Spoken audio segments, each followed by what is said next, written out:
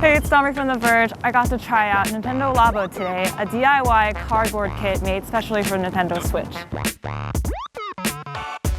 I got to try out a variety of mini games like fishing, playing with the keyboard, and stomping around as a giant robot.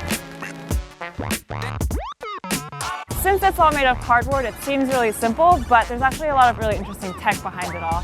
But before we get into all that, we have to start by actually building the projects. Oh, wait, I have it, I'm sorry. I would say this sheet of cardboard is actually a little bit thicker than your regular cereal box cardboard. Definitely not as thick as Amazon packaging cardboard, but I'm being as gentle and delicate as I can with it. It's a little bit like doing origami, but the cardboard is a lot stiffer than regular paper. This is making me realize just how spatially challenged I am. Oh, I think we messed up. But it's okay if you mess up because you can go forwards and backwards on the app and it tells you just exactly where you screwed up. If you've ever used the IKEA AR app, it's really helpful to see things in 3D instead of a flat 2D space. So we just finished building the RC car, and each kit actually comes with two of them. One is blank, so you can customize it however you want.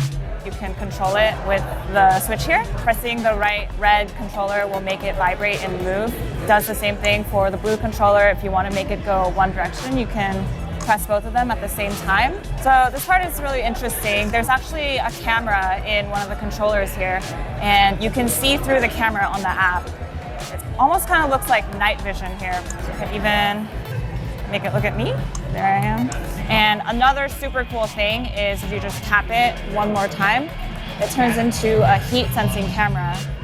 And it actually, if you put it on auto mode, it can follow you around according to the source of heat here. If I put my hand in front of it, it follows the source of heat.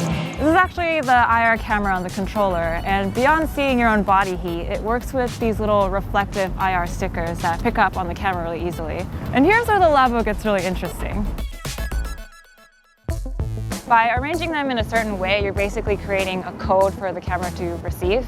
Sure, you expect the normal tilt-based controls, like this motorcycle where you turn the controller to drive the engine, or the robot visor where tilting my head controls the direction I walk. But something like the keyboard, each of the keys have a sticker on the back, which the camera at the end of the piano picks up to see which note is being played. There's also IR stickers on the little knobs you can plug in and dial to change the pitch of the sounds.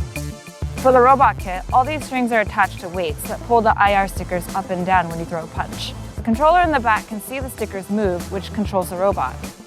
So the IR camera on the controller really wasn't utilized that much before the Labo.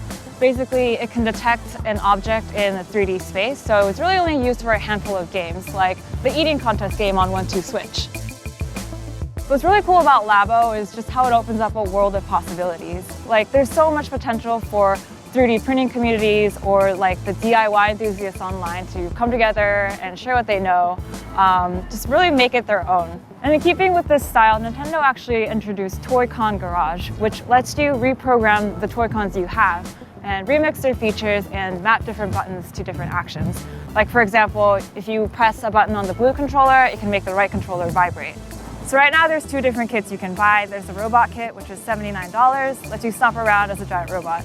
And there's also the variety kit, which is $69. Seems like a better value because there's 5 Toy-Cons you can make, and with the Toy-Con Garage you can actually remix and play with it all again.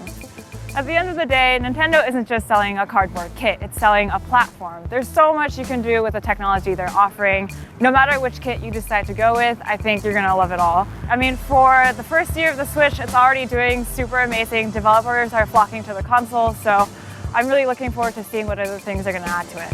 You can tilt your head to move directions, walk up to a building, and just smash the hell out of it.